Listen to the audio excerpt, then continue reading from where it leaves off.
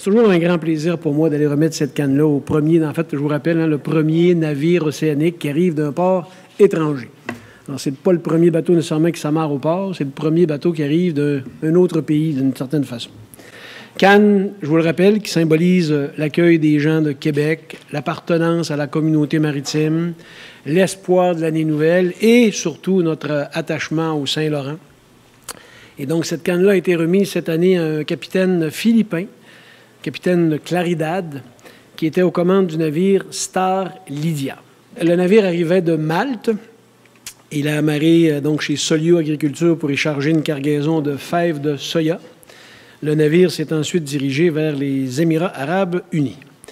Et un petit peu d'insight un peu sur la cérémonie. Moi, ça fait quand même quelques années que je fais la canne à Pomodoro ou que je monte sur des navires.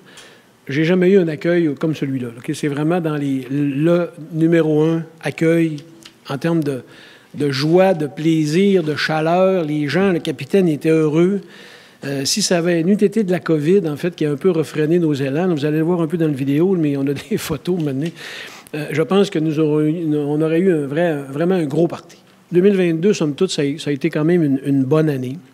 La pandémie a encore un peu dérangé par moment, mais dans l'ensemble, la chaîne d'approvisionnement dans l'agroalimentaire et les autres chaînes là, logistiques qui sont présentes au port, la sidérurgie, la construction, les mines, tout ça a tenu bon. Les calculs ne sont pas encore tout à fait terminés. Il nous manquait encore un petit peu de données. Là, ça prend toujours quelques semaines après la fin de l'année, encore plus quand c'est le 31 décembre, pour avoir tous les chiffres. Mais on devrait atteindre un total de 27,6 millions de tonnes de marchandises manutentionnées en 2022. C'est un petit peu semblable à 2021, peut-être un petit peu moins, peut-être autour d'un 2 % de moins.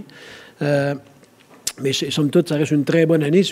En fait, dans les 10 dernières années, ça reste la 3e meilleure année du port en termes de marchandises. Donc, on est dans des petits chiffres d'écart par rapport à 2021.